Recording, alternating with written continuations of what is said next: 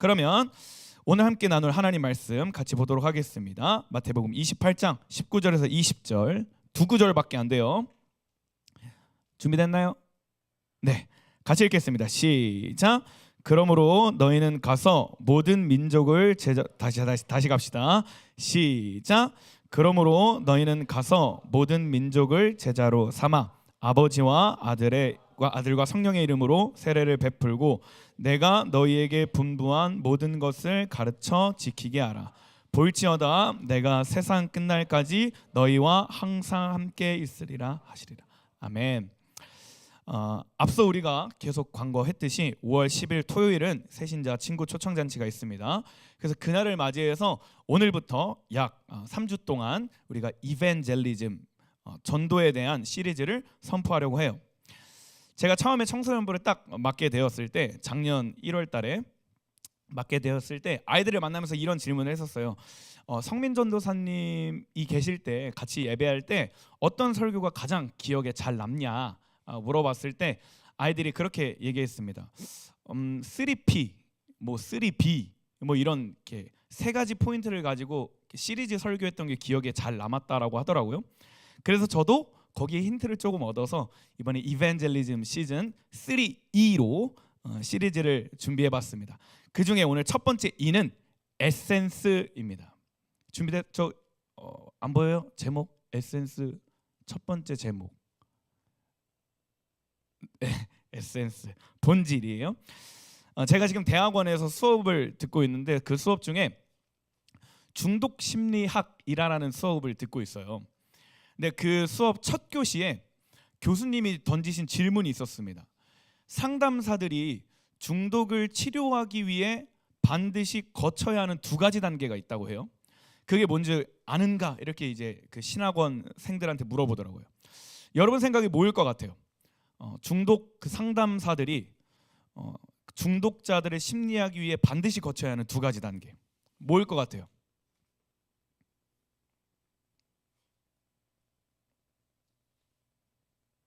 모르겠어요? 첫 번째는 자신이 중독에 걸렸다라는 걸 인지해야 돼요. 그리고 두 번째는 내 힘으로는 그 중독을 끊어낼 수 없다라는 걸 인정해야 됩니다. 그러니까 내가 중독인 줄 모르면 그냥 중독에 푹 빠져서 멸망의 길을 그냥 그대로 가게 돼요.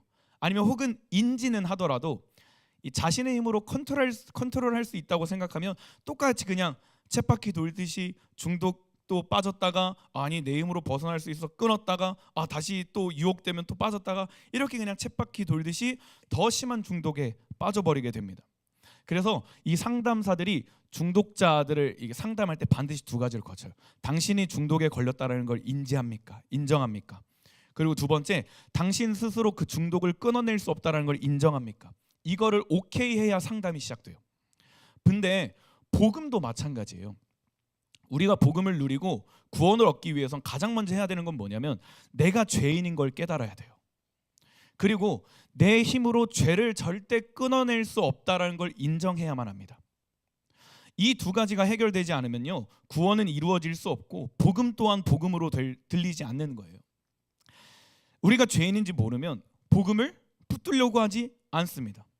아무리 교회를 오래 다닌다고 해도 우리가 왜 죄인인지 모르면 예수님을 알 필요도 없고 예수님을 알고자 하는 마음도 없어요.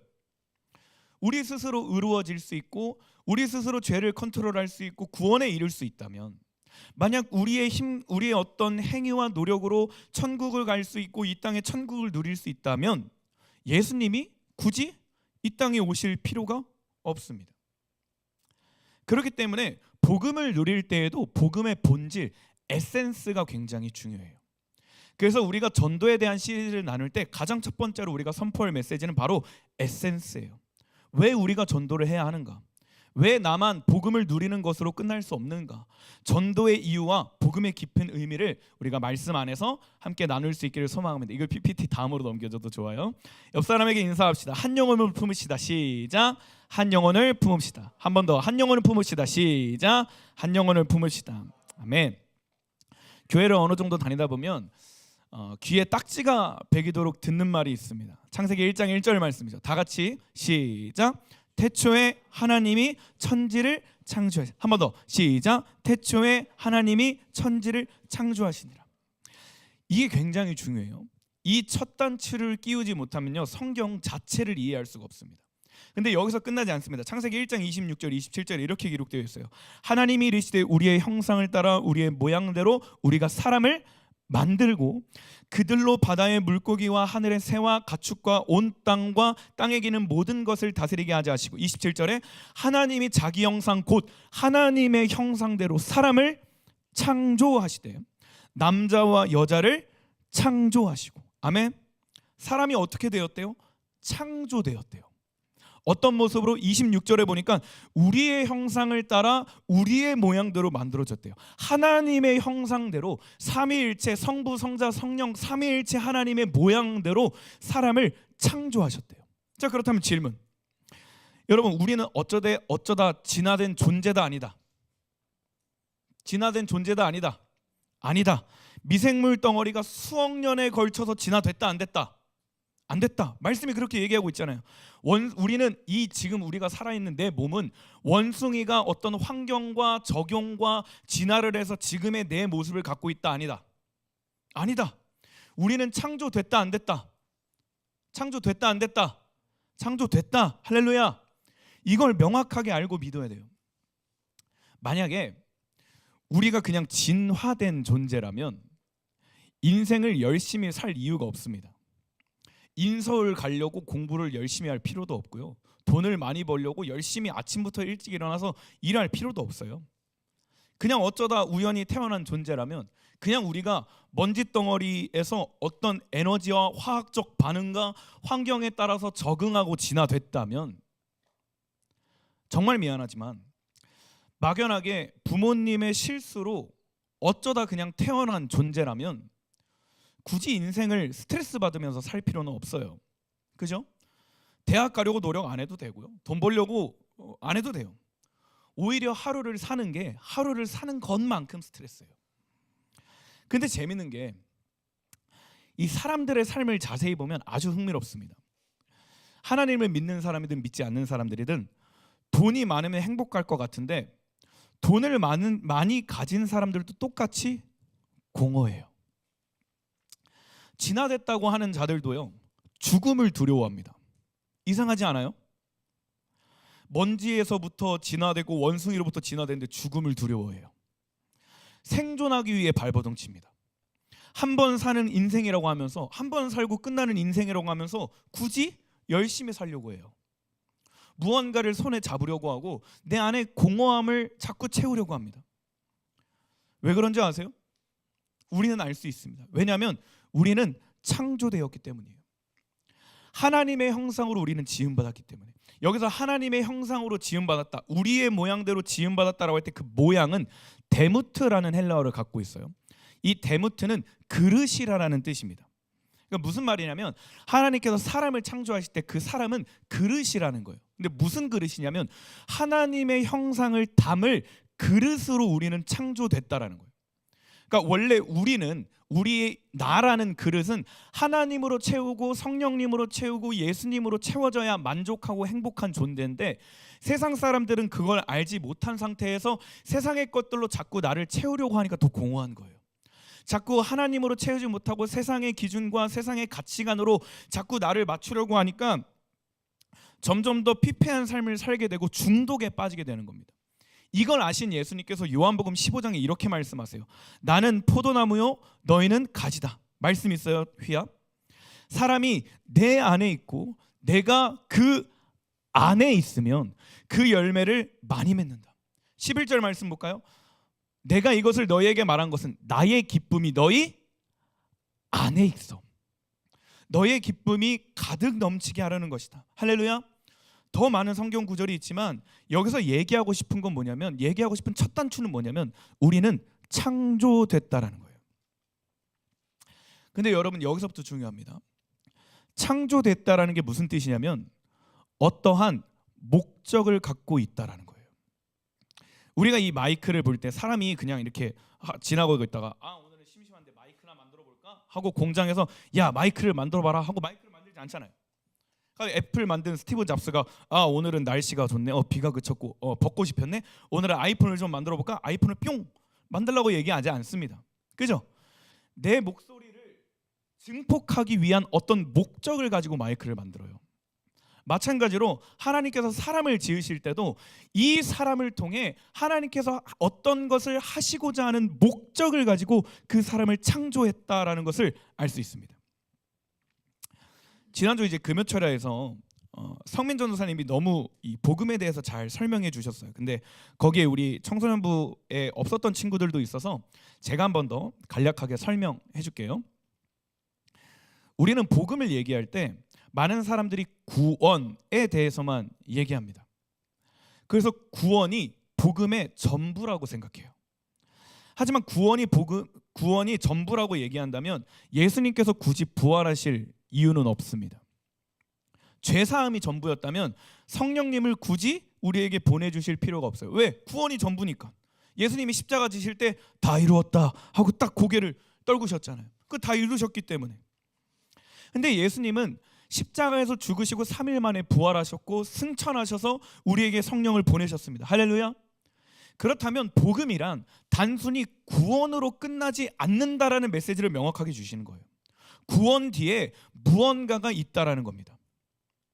많은 사람들이 복음을 얘기할 때 인간이 죄를 지은 창세기 3장을 얘기하는데 사실 복음은 창세기 3장 그 이전, 창세기 3장의 회복이 아니라 창세기 1장 사람이 처음 창조되었던 그 창조의 본질, 에센스, 하나님의 형상을 회복하기 있습니다. 창세기 1장이 뭔데요? 따라합시다. 형상의 회복. 한 번 더 형상의 회복. 어떤 형상의 회복? 한 번 더 따라할까요? 하나님의 형상. 하나님의 형상. 결국 복음은 뭐냐면 하나님의 형상을 회복하기 위함이에요. 우리를 통해 하나님이 드러나야 된다라는 거예요. 내 안에 하나님으로 채워지지 않았던 나라는 데무트라는 이 그릇에 하나님으로 채워지지 않은 상태에서 온갖 세상의 것들로 나를 채우고 만족시키려고 했던 우리가, 죄인이었던 우리가 이제 복음을 받고 누림으로 내 안에 있었던 세상의 것들을 제거하고 내 안에 하나님으로 채우기 시작하는 거예요. 그리고 이 복음을 누리는 건 이 죄사함을 뛰어넘어서 내 안에 계신 살아계신 예수 그리스도를 드러내는 삶을 살아야 된다라는 게 복음의 메시지입니다. 그러니까 복음은 나를 통해 예수님이 나타나는 거예요. 나를 통해 내가 서 있는 곳에, 내가 가는 곳에, 내 학교에, 내 가정에 나를 통해 살아계시고 역사하시는 하나님이 드러나는 거예요.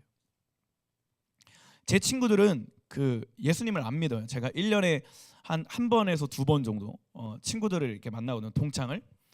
안 믿어요. 근데 그 친구들에게 제가 이렇게 복음을 전하려고 하다가 친구들이 몇 번 되게 정색하면서 깐 적이 있어요. 야, 너가 믿는 신은 너의 신이고 나한테 그거 강요하지 마. 이렇게 얘기를 해서 제가 기도하면서 그냥 아직 그 때를 기다리고 있습니다. 근데 그 친구들이 이제 시간이 지나면서 매년 이제 동창회를 하니까 어느 순간 저한테 고백하는 게 있었어요. 뭐냐면, 야, 내가 너가 신는 뭐 하나님, 예수님 이런 건 잘 모르겠는데 제가 원래 그 예수님 믿기 전에 이제 방탕한 삶을 살았었거든요. 예수님 믿고 완전 이제 그 새 사람이 되었어요. 그런 모습을 보면서 뭐 예수님 이런 건 이게 잘 모르겠는데 너가 믿는 그 신은 진짜 살아있는 신 같아.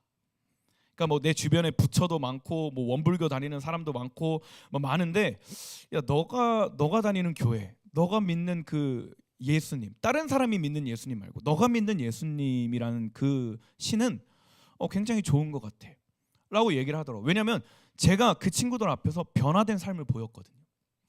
이 복음이라는 건 뭐냐면 나 혼자 교회 와서 은혜 받고 할렐루야 저의 죄를 사하여 주셨네요 감사합니다 이러고 끝나는 게 아니라 이제 변화된 건 구원을 넘어서 부르심으로 가야 된다라는 거예요.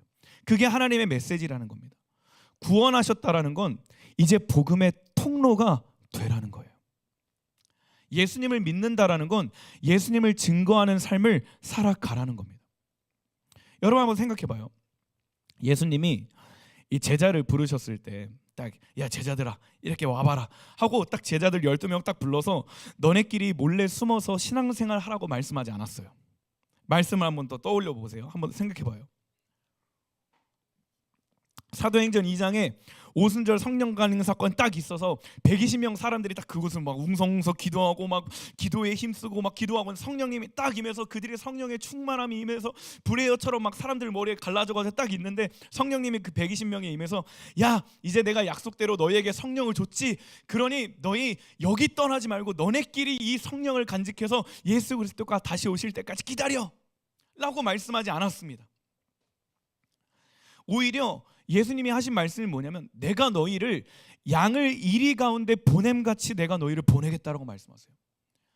예수님을 따르는 제자들에게 너희는 이제 세상에 가서 예수의 이름으로 평안을 선포하라고 얘기하세요. 복음을 전하라고 얘기하세요. 예수의 이름을 선포하라고 얘기하세요. 왜요? 그게 구원받은 자의 사명이기 때문에. 이것이 총체적인 복음이기 때문이에요. 복음 전파. 여러분 전도는요 선택이 아니라 예수님이 우리에게 주신 부르심입니다. 오늘 본문도요 예수님께서 부활하신 사건 이후에 제자들에게 나타나서 하신 말씀이에요. 마태복음 28장 예수님이 부활하시고 제자들에게 다시 나타나셔서 예수님을 믿지 못하는 예수님이 부활했다는 걸 믿지 못하는 자들에게 예수님 손에 못자국 보여주시고 예수님 옆구리에 창자국 보여주시면서 야 이제 봤지? 내가 부활했어. 내가 하나님의 말씀을 이루었어. 이제 봤지? 라고 하시면서 하신 말씀이 뭐냐면 너희는 이제 가서 모든 민족을 제자 삼으라고 말씀하세요. 아버지와 아들과 성령의 이름으로 세례를 베풀라고 얘기했어요. 여기서 또 하나 있어요. 아버지와 아들과 성령의 이름으로 하래요. 너희들이 이제 가서 예수 그리스도의 증인으로서 야 내가 예수님 손에 이 못자국을 내가 봤어. 예수님 옆구리에 내가 그 창자국을 내가 봤어. 내가 박태준의 이름으로 너에게 세례를 줄게. 이게 아니라 복음이라는 건 내 안에 있는 나라는 그릇에 하나님을 담고 예수님을 담고 성령님으로 충만해져서 이제 모든 민족에게 가서 아버지와 아들과 성령의 이름으로 세례를 베풀라는 거예요. 복음을 증거하라는 거예요. 삶으로 살아내라는 거예요. 나의 삶을 통해 살아계신 하나님을 느껴지고 그들에게 가르치고 나타낼 수 있도록 그들을 제자 삼으라는 거예요. 왜 그러냐면 이게 하나님 나라의 회복의 열쇠이기 때문이에요. 이게 구원받은 자의 사명이기 때문이에요. 이게 창세기 1장의 회복이에요. 그들이 듣든지 듣지 아니하든지 우리는 복음을 전해야 할 사명이 있다는 것을 우리는 믿으시길 바랍니다. 로마서 10장 13절 15절 말씀 볼게요. 같이 읽을까요? 같이 읽을게요. 시작. 그런즉 그들이 믿지 아니하는 이를 어찌 부르리요? 듣지도 못한 이를 어찌 믿으리요? 전파하는 자가 없이 어찌 들으리요? 보내심을 받지 아니하였으면 어찌 전파하리요? 기록된 바 아름답도다 좋은 소식을 전하는 자들의 발휘함과 같으니라. 여러분 우리는 전도해야 됩니다. 아멘. 아직 교회를 한 번도 만나보지 못한 친구들, 예수님을 만나지 못한 자들에게 우리는 복음을 전할 수 있어야 돼요. 교회를 오고 안 오고는 그들이 선택할 문제지만 복음을 전하고 손을 먼저 내밀어 주는 건 우리가 반드시 해야 할 일입니다. 디모데전서 2장 4절이 이렇게 얘기하고 있어요. 하나님께서는 모든 사람이 구원받기를 원하십니다. 또한 모든 사람이 진리를 알기를 원하십니다. 그 뒤에 하나님은 오직 한 분이십니다. 하나님께 나아갈 수 있는 방법도 한 가지뿐입니다. 오직 예수 그리스도를 통해서만 가능합니다. 이것을 위하여 예수 그리스도께서는 사람의 몸으로 이 땅에 오셨습니다. 예수님께서는 모든 사람의 죄를 용서하기 위해서 자신을 바치셨습니다. 모든 사람을 구원하고 싶어 하시는 하나님께서는 그 증거로 예수님을 십자가에 못 박혀 죽게 하셨는데 이는 때가 되어 이루신 하나님의 뜻입니다. 7절 말씀. 이러한 뜻을 따라 나는 복음을 전하는 사도로 부름을 받았습니다. 이게 사도 바울의 고백이에요. 사랑하는 여러분, 우리는 복음을 전하는 자들로 부름받았음을 믿습니다. 복음을 전하는 증인들로 세워졌음을 믿으시길 바랍니다. 하나님은요 우리만 구원받는 걸 원치 않으세요. 여기 모인 30명 34명 우리 아름다운 꿈의 교회 300명의 성도님들만 구원받는 걸로 끝나고 싶지 않아 하신다고요. 하나님의 마음은 뭐냐면 우리끼리 모여서 고기 구워 먹고 우리끼리 제자 훈련하고 우리끼리 예배하고 우리끼리 기도하는 걸로 만족하고 싶어 하지 않으세요. 하나님의 마음이 뭐냐면 너희가 누리는 그 예배, 너희가 누리는 그 연합과 예수 그리스도 안에서 누리는 그 자유함, 너네가 갖고 있는 그 복음을 너희 주위에 한 번도 예수의 이름을 듣지 못하고 한 번도 교회에 발을 들여보지 못하고 한 번도 이 복음의 기쁨을 누리지 못한 자들도 너네들이 전한 그 복음을 듣고 예수님께로 나아와서 진리를 누리고 진리 안에서 자유하기를 하나님이 원하신다고요. 모든 사람이 구원받기를 원하신다고요. 모든 사람이 진리를 알고 진리를 깨닫기를 원하신다고요. 그러기 위해서 구원받은 우리는 복음을 전해야 됩니다. 전도사님만요? 목사님만요? 선생님들만요? 아니요. 구원받은 사람 모두가.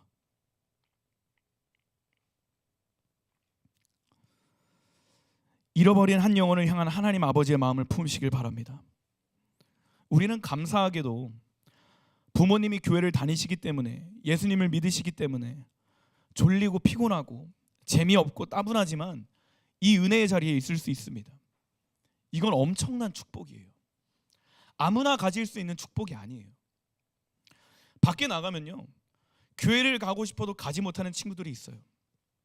예배가 너무 좋은데, 공동체가 너무 좋은데 부모님이 절대 가지 말라고 하셔서 교회를 못 오는 친구들이 너무나 많습니다. 돈 많고 잘 나가고 인기 있지만 정작 자신이 왜 태어났고 왜 존재하고 어떻게 살아야 하는지 갈 길을 알지 못해서 방황하고 있는 친구들이 너무나 많아요. 하나님의 변하지 않는 이 사랑을 받지 못한 채, 누리지 못한 채 어떻게든 사람들에게 관심 받으려고, 어떻게든 사람들에게 사랑받으려고 흙탕물에 뛰어들어서 자기 몸이 더럽혀지는지도 모르고 자기 모습이 우스꽝스러워지는지도 모르고 세상 사람들에게 관심 받고 사랑받기 위해서 온갖 죄악을 뒤집어쓰고 중독에 빠지는 친구들이 너무나 많다고요. 겉으로는 너무 멀쩡하지만 한 번도 복음을 듣지 못해서, 예수님의 존재를 알지 못해서 그거를 믿을지 말지 선택할 기회조차 얻지 못하고 방 안에서 생을 마감하고 있는 친구가 너무 많다고요. 우리는 잘 먹고 잘 사니까, 부족한 거 없으니까, 옷 잘 입으니까, 거할 집이 있으니까 우리만 보고 우리 안에만 생각하고 있지만 이 눈을 들어서 세상 밖을 바라보면요, 오늘도 가슴 아파하고 외로워하고 쓸쓸하고 있는 청소년이 있다고요.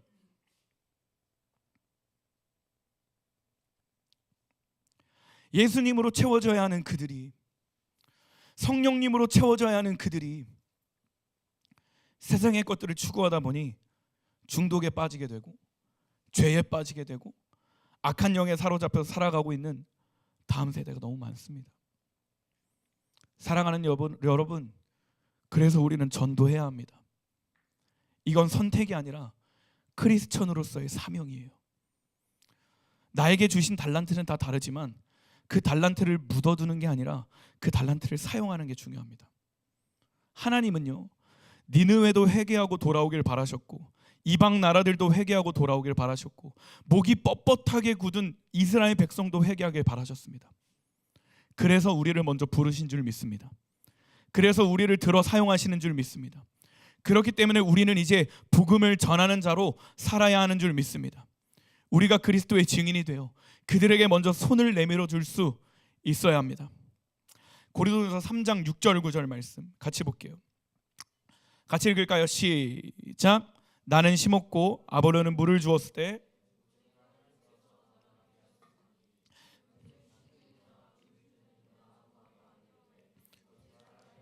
하나님 뿐이시니라. 심은 이와 물을 주는 이는 한 가지이나 각각 자기가 일한 대로 자기의 상을 받으리라. 우리는 하나님의 동역자들이요 너희는 하나님의 밭이요 하나님의 집이니라. 내 힘으로 사람을 인도할 수는 없지만 우리는 씨를 뿌려야 하는 줄 믿습니다. 영혼 구원은 전적으로 하나님의 주권이지만 전도는 우리의 사명인 줄 믿습니다. 여러분, 5월 10일 토요일 새신자 친구 초청잔치 있어요. 초대한 친구가 오든 안 오든 그건 그 친구가 선택할 몫입니다. 하지만 그 친구에게 살면서 한 번 정도는 권면할 수 있는 여러분 되기를 바랍니다. 저희 어제 집에 할머니가 오셔서, 할머니는 예수님을 안 믿으세요. 근데 제가 그 전까지는 그냥 교회에서만 기도를 했었습니다. 할머니가 돌아가시기 전에 예수님을 영접하고 좀 돌아가셨으면 좋겠다라는 마음에 할머니를 생각할 때마다 기도했는데, 어제 이제 할머니를 이제 저희 어머니 집에서 뵀을 때 도저히 말을 안 할 수가 없겠더라고요. 할머니가 부담스러워하는 거 아시는데, 할머니가 그 얘기 별로 안 좋아하시는 거 아시는데 말을 안 할 수가 없겠더라고요. 그래서 할머니 옆에 앉아서 막 이렇게 대화하다가 할머니한테 말씀드렸습니다. 할머니, 우리 교회 나가요. 할머니 서산 다시 내려가실 때 교회 한번 나가보세요.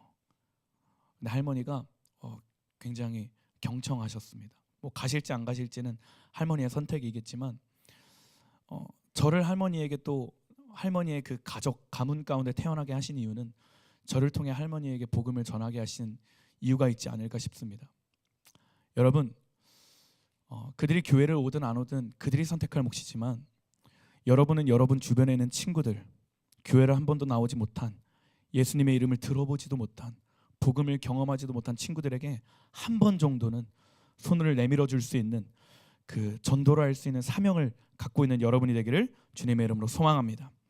말씀 마무리할게요. 찬양팀 나와주세요. 바로 반주해줘도 좋습니다.